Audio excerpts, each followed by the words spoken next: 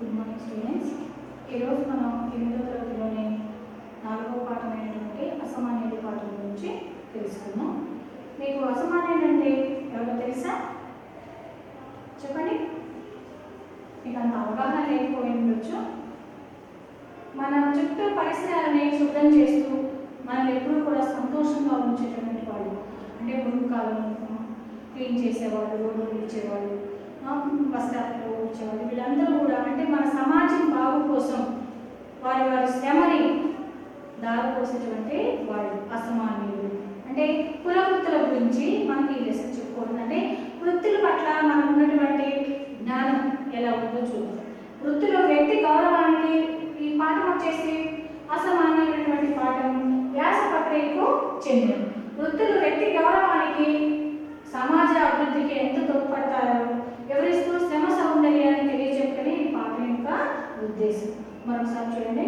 వృత్తులు వ్యక్తి గౌరవానికి సమాజాభివృద్ధికి ఎట్లా తోడ్పడతాయో వివరిస్తూ శ్రమ సౌందర్యాన్ని తెలియజేసే వ్యాస ప్రక్రియకు చెందింది. అంటే వ్యాసం ఏంటి?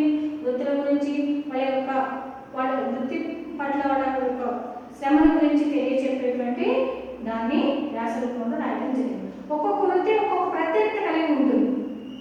మీకు వృత్తుల వాళ్ళని తెలుసు, కుండలు చేసేవాళ్ళు కావచ్చు, మేదరి వాళ్ళు కావచ్చు, కమ్మరి వాళ్ళు, వడ్రంగి వాళ్ళు, ఇలా చాలా మంది ఉన్నారు. మన పాఠాలు చెప్పుకుంటాము. అంటే ఒక్కొక్క వృత్తి ఒక్కొక్క ప్రత్యేకత కలిగి ఉంటుంది. ప్రతి వృత్తి కూడా గౌరవప్రదమైనది. సమాజం మనుగడ సాగించాలి అంటే ప్రతి వృత్తి కూడా మనకి ఎంతో అవసరం. అన్ని వృత్తుల కలయిక ద్వారా వసుదైవ కుటుంబం ఏర్పడిందని చెప్పేసి ఒక భావన ఏర్పడుతుంది. అంటే ఇది వసుదైతే సుఖ సంతోషాలతో కూడినటువంటి ఒక సమాజం ఏర్పడింది అన్ని వృత్తుల కలిస్తే. ఫర్ ఎగ్జాంపుల్ మీకు చెప్తాను. ఇప్పుడు మన శరీరంలో ఏ ఒక్క అవయవం బాగలేకపోయినా మనం తినకపోతే మనకు నీరసం అనేది వస్తుంది. కాలు పనిచేయదు, చేయి పనిచేయదు, కళ్ళు సరిగా పనిచేయవు, చెవులు. అంటే మనం కనుక ఆహారం తీసుకోకపోతే మన శరీరంలో భాగాలు ఏ విధంగా పనిచేయవో, సమాజం బాగుపడటానికి అభివృద్ధి చెందాలి అంటే ఆ విధంగా అన్ని వృత్తుల వాళ్ళు కలిసి పనిచేస్తేనే సమాజం అభివృద్ధి చెందుతుంది. అప్పుడే వసుదైవ కుటుంబంలాగా వెలుగొందుతుంది అని చెప్పారు. అంటే ఆ వృత్తుల యొక్క ప్రత్యేకతను తెలియచెప్పడం అన్నమాట. పాట యొక్క ఉద్దేశం వచ్చేసి అన్ని వృత్తుల వాళ్ళు సమిష్టి సహకారంతో, సమిష్టిగా అంటే అందరూ కలిసిమెలిసి సహకారంతో సమాజంలో తమ వంతు కృషిని చేయడం. ఎవరికి వాళ్ళు మాకేముంది అని చెప్పేసి అనుకోకుండా అందరూ కలిసి కట్టుగా, అంటే ఎవరి వృత్తి ప్రధానతను వాళ్ళు గౌరవిస్తూ ఆ వృత్తిని చేయడం పట్ల గౌరవంగా ఉండడం. దేశానికి మూల స్తంభాలు, అంటే ఎవరి వృత్తి వాళ్ళకి గొప్పగా ఉంటుంది, ఆ వృత్తి ప్రధానంగా ఉంటుంది. అంటే ప్రతి ఒక్క వృత్తి కూడా దేశానికి మూల స్తంభంగా నిలిచింది. అయినా వాటికి ఆదరణ కలగడం అంటే ఏంటి? పూర్వకాలంలో కుల వృత్తులు అంటే గొప్పగా ఉండేవి. ఇప్పుడు ఎవరు కూడా పట్టించుకోరు. మా దగ్గర డబ్బు ఉంది, మేము అన్ని కొనుక్కుంటున్నాం అనేటువంటి భావనకు వచ్చేస్తున్నాం. అంటే పూర్వం ఎలా ఉండేది, ఇప్పుడు ఎలా ఉంటుంది అనేది కూడా మీకు ఈ పాఠం ద్వారా తెలుస్తుంది.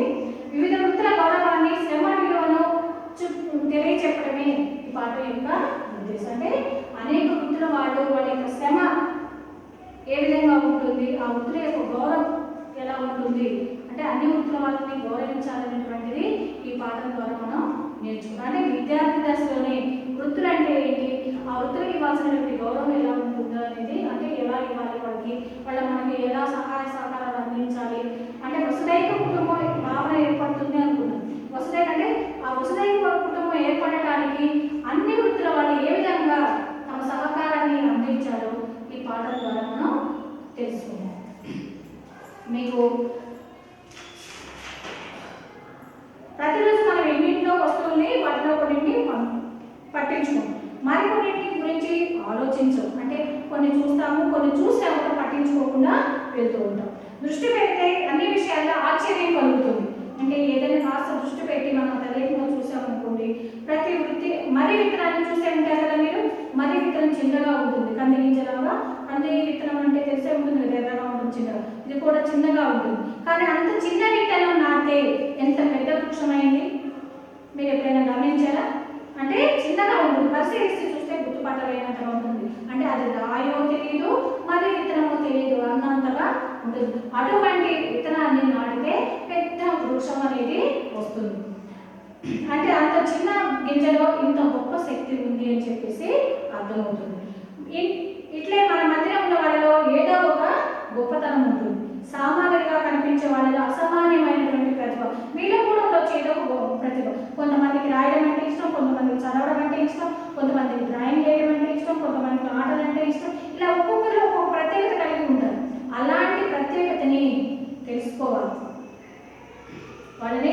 గౌరవించాలి. నువ్వు దీంట్లో రాణించగలవు, నువ్వు ఇది అచీవ్ చేయగలవు అని చెప్పేసి చెప్తే వాళ్ళు ముందు. అదే ఆకాశంలో హాయిగా ఎగరగలిగే విమానాన్ని ఎవరు కనుగొన్నారు? అదేవిధంగా టీవీలు, రేడియోలు ఎవరు కనిపెట్టారు? సమాచార వ్యవస్థలో సాంకేతిక విప్లవాన్ని తెచ్చిన సెల్ ఫోన్ రూపశిల్పి, వీళ్ళందరి గురించి మనం తెలుసుకోగలుగుతున్నాం. కానీ మన చుట్టూ ఉన్నటువంటి కులవృత్తుల వాళ్ళ గురించి ఒక్కసారి ఆలోచించాము ఎప్పుడన్నా? టీవీ ఎవరు కనిపెట్టారంటే అయ్యో ఎవరు కనిపెట్టారని చెప్పేసి రీసెర్చ్ చేసి మరి దాంట్లో చూసి వాళ్ళని వీళ్ళని తెలుసుకుంటాం. కానీ కులవృత్తి వాళ్ళు ఏం చేస్తున్నారు ఏంటి అని చెప్పేసి వాళ్ళు గౌరవిద్దామని చెప్పి ఎప్పుడన్నా అనుకున్నామా? అనుకోలేదు కదా. అదే తెలుపుతున్నారు. అంటే ముందు జీవిత అవసరాలను తీర్చుకునే మార్గం చూపిన మహాపురుషుల గురించి, మన జీవితాన్ని ముందుకు ఎలా నడిపించాలి, ముందుకు ఎలా నడిపిస్తే బాగుంటుంది, జీవితం సుగమ మార్గంలో నడుస్తుంది అనేది తెలియజెప్పిన వాళ్ళ గురించి ఎప్పుడు కూడా ఆలోచించు. అలాంటి వాళ్ళ గురించి ఆలోచిద్దాం ఒకసారి. అన్నమయులైన వన్యజీవముల కూడు లేక జీవకోటి లేదు. అన్నమయులైన వన్యజీవి అంటే అన్నీ కూడా ప్రపంచంలో ఉన్నటువంటి ప్రతి ఒక్క జీవి కూడా కూడు లేకుండా జీవించలేదు. పోతులూరి వీరబ్రహ్మానంద స్వామి గారు ఈ విషయాన్ని తెలియజేశారు. అంటే ఆహారం లేకుంటే ఏ ప్రాణి కూడా బ్రతకదు. ఇంత ప్రాధాన్యం ఉన్న ఆహార విషయాల గురించి మనకు మొదటగా తెలిపినటువంటి వారు ఆదివాసులు. ఆదివాసులు అంటే మీకు తెలుసు, సోషల్ ఉంటుంది. ఆది మానవుడు ఎట్లేమని చెప్పేసి మీకు తెలుసు. అంటే ఆదివాసులు ఎలా జీవించాలి, ఎలా బ్రతకాలి అనేది మనకి నేర్పించారు. అడవులే అమ్మఒడిగా, ప్రకృతితో కలిసి ఎలా ఉండాలి, కొండ కొనలే ఇల్లుగా అంటే తోడు నీటిగా జీవించినటువంటి వాళ్ళు ఆదివాసులు. వాళ్ళు ఎలా బ్రతకాలంటే ఏవి తింటే మంచిది, ఏవి తినకూడదు, ఏవి తినొచ్చు, ఏ విధంగా జీవించాలి అనేది మొత్తం కూడా చెప్పి అప్పట్లో వాళ్ళు మనం పచ్చి మాంసాలు తిన్నారు. ఇప్పుడు పచ్చి మాంసాలు తినగలమా? మనం తినలేదు, వండుకొని తింటున్నారు. అంటే కొంతకాలానికి వాళ్ళు ఆ మాంసాన్ని కాల్చి తినడం మొదలుపెట్టారు. ఆ తర్వాత వండుకోవడం అంటే ఏ మాంసాన్ని తినగలమో ఏమి తినకూడదు అంటే ఆ విధంగా కొంతమంది ప్రాణాలు కూడా వదిలేసిన వాళ్ళు ఉన్నారు. అంటే మనకి ఏవి తినకూడదు, కోడిని, మేకల్ని ఇలాంటివి అయితే తింటాం, అంతేగాని కుక్కల్ని నక్కల్ని తినాం కదా. అంటే ఏవి తినొచ్చు ఏవి తినకూడదు అనేది వివరించి చెప్పినటువంటి వాళ్ళు ఆదివాసులు. అదేవిధంగా ఆయన ప్రయోగం కొన్ని సందర్భాల్లో వాళ్ళకుండా ప్రాణాలను కూడా వదిలేశారు. జంతువులు మాంసం తినడానికి ముందు ఆయా జంతువులను పరిశీలించారు. అవి తినేటువంటి ఆహారం ఏంటి, అవి ఏం తింటున్నాయి ఏంటి, అంటే ఆహారం ఏ ఆహారం తినే వాటిని మనం తినాలి, మన ఆరోగ్యంగా ఉంటామనేది ముందుగా వాటిని పరిశీలించి తెలుసుకొని వాటిని తినటం మొదలుపెట్టారు. అదేవిధంగా కోయలు, గొండులు అనేక రకాల వాళ్ళు అంటే అడవుల్లో కూడా చాలా జాతుల వాళ్ళు, కోయలు, గొండులు, చెంచులు మొదలైన గిరిజన జాతులకు ఉన్న ప్రకృతి విజ్ఞానం ఎంతో గొప్పది. అంటే కోయ జాతి వాళ్ళకు, కోయ జాతి వాళ్ళని తెలుసు కదా మీకు, కోయవాళ్ళు అని అంటారు. అప్పుడప్పుడు మన ఇళ్ళ మధ్య కూడా తిరుగుతూ ఉంటారు. వేరుగా ఉందామని చెప్పేసి చెక్క వేరుగా అవి అని చెప్పేసి వాళ్ళు చాలా రకాలుగా ఉంటారు. ఆదివాసులు అంటే గుండు జాతికి చెందినటువంటి వాళ్ళు. చెట్టు మందులతోనే ఆరోగ్యాన్ని ఇప్పుడు మనం ఏంటి అప్పట్లో వాడినటువంటి చెట్టు మందులతోనే కొన్ని రోగాలని మాన్పించేవాడు, అంటే తక్కువ చేసేవాడు. ఇప్పుడు మళ్ళీ అదే వస్తుంది. ఇంగ్లీష్ మందుల కంటే ఎక్కువగా ప్రత్యేకత మీకు దేనికో అర్థమయ్యే ఉంటుంది. ఏంటి చెప్పండి? ఆయుర్వేదం. ఆయుర్వేద మందులకి ఎంత ప్రాముఖ్యత ఉన్నది అనేది ఇప్పట్లో అంటే అప్పట్లో వాడినటువంటి మందులు అంటే ఆకులతో అన్నులతో చేసినటువంటి మందులు ఇప్పుడు మళ్ళీ కూడా కొన్ని మూలికలతో తయారు చేసినటువంటి మందుల్ని తయారు చేసి ఆరోగ్యపరంగా వాటిని వాడటం జరుగుతూ ఉంటుంది. ఈ ఆదివాసులే కాదు, పల్లెటూరు కొడిలో ఉండేటువంటి జానపదులు. జానపదం అని అంటే పల్లె ప్రాంతం. పల్లె ప్రాంతాల్లో నివసించేటువంటి వాళ్ళని జానపదులు అని అంటారు. కొండలు అంటే జానపదులు అంటే ఏంటి? చుట్టుపక్కల ఉన్నటువంటి ప్రదేశాల్లో పని చేసుకుంటూ తక్కువ అంటే పల్లెవాడి పనితనాన్ని తెలిపేటట్లుగా వివరించేటట్లుగా ఎన్నో పాటలు పాడుకుంటూ ప్రాచుర్యం అంటే పల్లె ప్రజలు పాడుకుంటే వాళ్ళ శ్రమని మర్చిపోవడానికి, పల్లె ప్రజలు ఎక్కువగా ఏంటి వాళ్ళు చేసేటువంటి కష్టాన్ని మర్చిపోవడానికి పాటలు పాడుకుంటున్నారు. అదే జానపద గేయాలని చెప్పి కూడా చెప్పుకోవచ్చు. వృత్తుల వాడు అనేక నిత్యం మనం వాడుకునే ఒక వస్తువు, అది కంచం కావచ్చు, మంచం కావచ్చు, ఏదైనా సరే. కంచం అంటే తెలుసు కదా, తినేటువంటి ప్లేటు. అప్పట్లో కంచం అనేవాడు. మంచం అంటే ఇప్పుడు డబుల్ కాట్, సింగిల్ కాట్ అంటున్నారు చూడండి, అవి మంచాలు. అప్పుడు నులక మంచం అని చెప్పేసి, నవారు మంచాలు అని చెప్పేసి ఉండేవి. అవన్నీ ఎలా తయారయ్యాయి ఏంటి అంటే ఇప్పుడు మంచం తయారయ్యాయి. ఇప్పుడు మీరు కూర్చున్నటువంటి టేబుల్స్ కూడా ఇప్పుడు మనం దేంట్లో ఉన్న రూమ్లో ఉన్నాం. ఆ రూమ్ ఎలా తయారు చేశారు? కూలి వాళ్ళు, పని వాళ్ళందరూ కూడా ఆ డోర్లు ఎలా తయారు చేసి ఇవన్నిటికి కూడా కొన్ని వృత్తుల వాళ్ళు ఉంటారు. అన్ని వృత్తులు కలిస్తేనే మనకి ఈ బిల్డింగ్ అనేది ఏర్పడింది. ఎలా ఏర్పడింది అనేది చూద్దాం. ఇలా వృత్తులన్నీ ఒకటి మీరు ఇళ్ళలో గమనించి ఉంటారు. సోలా అడ్డా అని చెప్పేసి వింటూ ఉంటారు. అడ్డా అంటే మీకు ధాన్యం గింజల్ని కొలిచేటప్పుడు ఉపయోగిస్తూ ఉంటారు. ఎక్కువగా వ్యవసాయం చేసినటువంటి వాళ్ళ ఇళ్లలో కానీ లేకుంటే దుకాణాల్లో గమనిస్తూనే ఉంటారు. అంటే 2 కిలోలు 3 కిలోలు పట్టేటువంటి ఇనుప అన్నమాట. ఆ ఇనుప వస్తువులు చేశారు. ఈ విధంగా అనేక వృత్తుల వాళ్ళు మనకి ముఖ్య జీవితంలో ఉపయోగపడుతుంది. అంటే సోల తయారు కావడానికి ఎవరు కావాలి, అదే వాళ్ళకి చేయడం అతను తయారు చేసినట్టు. ఇప్పుడు మీకు వ్యవసాయం చేయాలంటే నాగలి కావాలి. వ్యవసాయం చేయాలంటే నాగలి తయారు చేయడానికి కమ్మరి కావాలి, వడ్రంగి కావాలి. ఇనుము తయారు చేసేవాళ్ళు కావాలి, చేత పని చేసేవాళ్ళు కావాలి. ఈ 2 పనులు వాళ్ళు కలిస్తేనే నాగలు తయారవుతుంది. అదేవిధంగా కుండలు తయారు చేసిన మొదటగా మనం వృత్తి పని వాళ్ళ గురించి గమనిద్దాము, చూద్దాం. కుండలు చేసేవాడిని కుమ్మరి వాళ్ళు అని అంటారు. కుమ్మరి వాళ్ళు. ఆ తర్వాత కమ్మరి వాళ్ళు. కుమ్మరి వారేమో కుండలు చేస్తారు. కమ్మరి వారు ఇనుప సామాగ్రిని ఇనుములని తయారు చేస్తారు. వడ్రంగి వారేమో చెక్క పని చేస్తారు. కుండలు ఎలా తయారు చేస్తారో చూడండి. ఎండాకాలం వచ్చిందంటే చాలా ఎక్కువగా కుండలకి పూజలకి ఎంతో గిరాకీ ఉంటుంది. ఆ పూజలు కుండలు ఎలా తయారవుతాయంటే మెత్తటి మట్టిని పిసికి బూడిద లేదా రంపపు పొట్టు, మెత్తటి మట్టి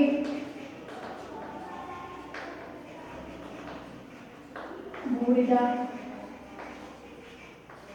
రంపపు పొట్టు,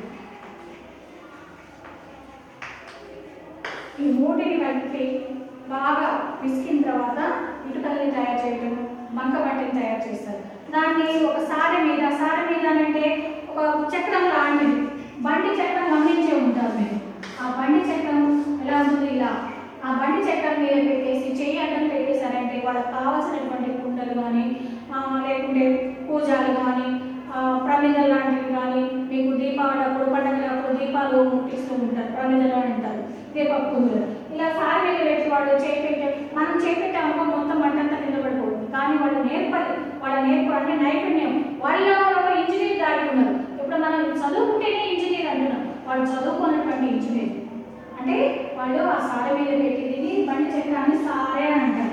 ఈ సారి మీద బట్టి ఆ మట్టి ముద్దలు పెట్టి వాళ్ళు చేయి తిప్పగానే వాళ్ళు కావాల్సినటువంటి ఆకృతిలో వస్తువులు తయారయ్యాయి. చక్రం తిప్పుతూ చక్రం మీద పెట్టిన బంక మట్టిని చేతబడిన కొనలతోటి తిప్పుతూ ఉంటే వాళ్ళకి కావాల్సినటువంటి వస్తువు తయారవుతూ వస్తుంది. ఇలా కుమ్మరి వాళ్ళు చేసినటువంటి కుండల్ని కానీ వస్తువుల్ని కానీ ఆవము అంటారు. దీంట్లో పెట్టి కాల్చి బాగా తర్వాత తీసి అమ్ముతారు.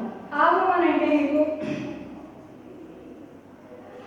మీరు గమనించే ఉంటారు. ఇప్పుడు ఇటుక బట్టలు చూసే ఉంటారు కదా, ఇటుక బట్టల దగ్గర అన్ని మట్టితో ముందు అన్ని తయారు చేసి ఒకదాని మీద ఒకటి పేరుస్తారు. వీటిని కూడా అలానే పేరుస్తారు. ఒకదాని మీద ఒకటి ఇట్లా పెట్టేసి ఇలా పెట్టిన తర్వాత ఇక్కడ పొయ్యిలాగా చిన్న చిన్న ఖాళీలు చేసి పెద్ద కట్టెలు పిడకలు తెలుసు కదా, గేదె పేడతోటి ఆవు పేడతో చేసినటువంటి పిడకలు పెట్టేసి కొట్టేసేసి మంట పెడతారు. అది 15-20 రోజులు కాలిన తర్వాత నల్లగా వచ్చినటువంటి వాటిని తీసి అమ్ముతారు. అంటే అది తీసినప్పుడు కొన్ని ఓడిపోయి ఉంటాయి, అంటే కొన్ని పగిలిపోయి ఉంటాయి, కొన్ని మంచి ఉంటాయి. ఆ ఓడిపోయిన దాన్ని కొడితే మనకి సౌండ్ ఒక విధంగా వస్తుంది. అది గమనించి మంచిగా వాటిని తీసి అమ్ముకుంటారు, మంచిగా లేని వాటిని మళ్ళీ పక్కన పెట్టేసి మళ్ళీ మట్టిని పిసికి తయారు చేసేటప్పుడు దాంట్లో వేసి తయారు చేస్తాం. ఈ విధంగా అంటే ఆవు అంటే చుట్టూ కూడా పేర్చి పొయ్యి వెలిగించి ఆ కాలినటువంటి వస్తువుని అమ్ముతారు. అంటే ఇటుక బట్టి ఎలా ఉంటుందో సేమ్ ఇక్కడ కూడా ఒకదాని మీద ఒకటి పేర్చి చుట్టూ కూడా మట్టితో అలికేస్తారు. అలికిన తర్వాత మంట పెట్టిన తర్వాత మొత్తం కాలిన తర్వాత అవన్నీ మళ్ళీ కిందికి దగ్గరకు వస్తుంది. ఆ విధంగా కుండల్ని తయారు చేయడం జరుగుతుంది. ఈ విధంగా మట్టి పాత్రల్ని తయారు చేయడం జరుగుతుంది. నగలంటే ఇష్టం. నెక్స్ట్ స్వర్ణకారులు అంటే మీరు బంగారం పని చేసే వాళ్ళని కూడా అంటారు. బంగారం వెండి వస్తువులు మీరు గమనించే ఉంటారు. వాళ్ళ దగ్గరికి వెళ్ళి మీరు వడ్డీ వస్తున్నాయని రిపేర్ చేసినప్పుడు వాళ్ళ దగ్గర గోల్డ్ స్మిత్ అంటారు చూడండి. వాళ్ళని తెలుగులో స్వర్ణకారులు, బంగారం పని చేసేవాళ్ళు అంటారు. వాళ్ళు ఎక్కువగా కొలిమి అనేది ఉంటుంది. చిన్న గిన్నె లాంటి ఉంటుంది, దాంట్లో నిప్పులు వేసేసి దాంట్లో మూస అని అంటారు, రాసుగా ఉంటుంది. దాంట్లో మీకు నిప్పు లాంటి ఒక వస్తువును పెట్టేసి దాన్ని నిప్పుల మీద పెట్టేసి నోటితో ఊదుతూ దాన్ని వాళ్ళు కాల్చడం జరుగుతుంది. బంగారాన్ని కానీ వెండి కానీ కరిగించడం జరుగుతుంది. ఆ విధంగా చేసినప్పుడు వాళ్ళ యొక్క పొయ్యి ఉన్నటువంటి గాలి అంటే అంతా కూడా వేస్ట్ అంతా కూడా వాళ్ళ గొంతులో పోయి వాళ్ళకి ఆరోగ్యం పడదు. అయినా కూడా కష్టపడి సమాజంలో ఉన్నటువంటి అందరి యొక్క సంతోషం అంటే నగలు వేసుకుంటే ఏంటి, అందరూ అందంగా కనిపిస్తారు అంటే సమాజం అభివృద్ధి కోసం వాళ్ళ వంతు కృషిని చేస్తూ ఉన్నారు. ఈ విధంగా వాళ్ళు కష్టం అనుకోకుండా అనేక విధాలుగా సమాజానికి ఉపయోగపడుతూ ఉన్నారు. మనం నగలు తగ్గిపోయేంటి మిషన్ల మీద తయారు చేయడం జరుగుతూ ఉంటుంది. ఆ మిషన్ల మీద తయారు చేయడం కాకుండా అంటే మనకి ఇష్టం వచ్చినటువంటి నగని మనకు నచ్చినటువంటి విధంగా మిషన్ల మీద తయారు చేసి నగేసులు కానీ చైన్లు కానీ ఏవైనా చేయించి ఇంతకుముందు ఏంటి చేతి పనితోనే చేసేవాడు, ముద్దల రూపంలో అచ్చు యంత్రంలో ఉండేది దాంతో చేసేవాడు. అదేవిధంగా కమ్మరి వాళ్ళు ఇనుము కొలిమి దగ్గర వీళ్ళు కూడా ఇనుము కొలిమి దగ్గర పని చేస్తూ ఉంటారు. మీరు గమనించే ఉంటారు, ఇనుప వస్తుంది బాగా ఎర్రగా కాల్చి పెద్ద పెద్ద సుత్తలతోటి కొట్టి మీకు వ్యవసాయం చేసేటప్పుడు కొడవలి, పార, గడ్డపారి వంటి ఇలాంటి వాటిని అన్నింటినీ కూడా తయారు చేస్తూ ఉంటారు. అంటే ఏంటి, వీటిలో బండి చక్రం ఇంతకుముందు సారే కదా బండి చక్రానికి పెట్టేటువంటి ఒక గిర్రా అంటారు, అంటే బండి చక్రం ఊడిపోకుండా పెట్టేది. అది తయారంటే ఒక బండి తయారు కావాలి అంటే కమ్మరి వాళ్ళు కావాలి, వడ్రంగి వాళ్ళు కూడా కావాలి. వీళ్ళందరూ ముఖ్యం.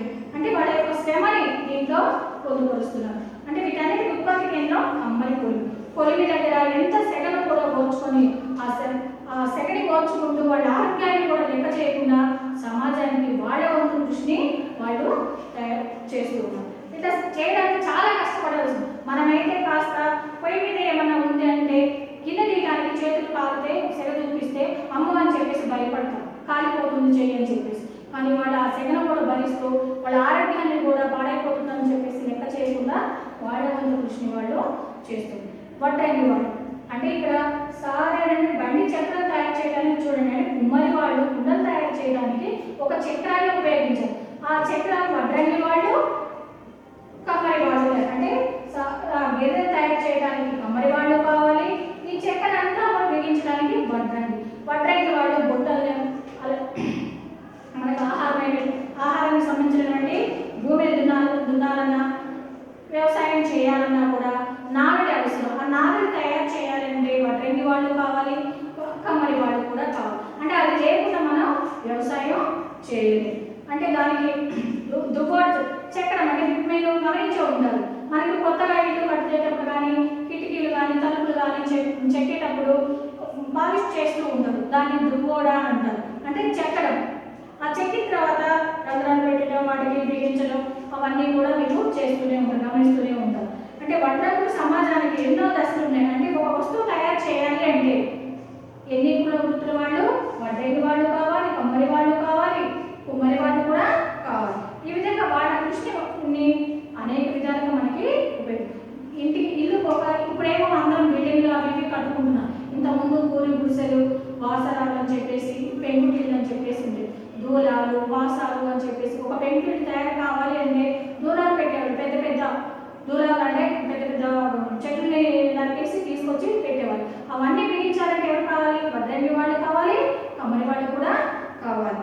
ఇవన్నీ తయారు కుర్చీలు, ఇప్పుడు మీరు కూర్చుంటున్నటువంటి కుర్చీలు కానీ, ఇంట్లో ఉన్నటువంటి బెంచీలు కానీ, మంచాలు కానీ ప్రతి ఒక్కటి కూడా కమ్మరి వాళ్ళు, వడ్రంగి వాళ్ళు తయారు చేశారు. అంటే మేము మార్కెట్లో కొనుక్కొచ్చుకుంటున్నామండి, మా దగ్గర డబ్బు ఉంది అని చెప్పి వాళ్ళు తయారు చేయకుండా మనం ఏమి కొనుక్కురావడానికి లేదు కదా. వాళ్ళు తయారు చేసి మార్కెట్లో తీసుకొస్తేనే కదా మనం అన్నీ తెచ్చుకోవడానికి అవకాశం ఉంటుంది. అదేవిధంగా ఇంటి సామాగ్రి మొత్తం కూడా వస్తువులు కూడా వ్యవసాయ సామాగ్రికి, ఇంటి సామాగ్రికి ఉపయోగపడే ప్రతి వస్తువు కూడా వాళ్ళు తయారు చేశారు. ఇప్పటి వరకు మనం కుమ్మరి వాళ్ళు, కమ్మరి వాళ్ళు, వడ్రంగి వాళ్ళు, స్వర్ణకారులు ఈ నాలుగు వృత్తుల గురించి తెలుసుకున్నాం కదా. వీటికి సంబంధించినటువంటి ఒక 2 ప్రశ్నలు ఇస్తాను, మీరు ఆలోచించి సమాధానం రాయండి. అసమాన్యులు అనగా ఎవరు? స్వర్ణకారులు ఏ పనులను చేస్తారు? ఈ 2 ప్రశ్నలకు ఆలోచించి సమాధానం రాయండి.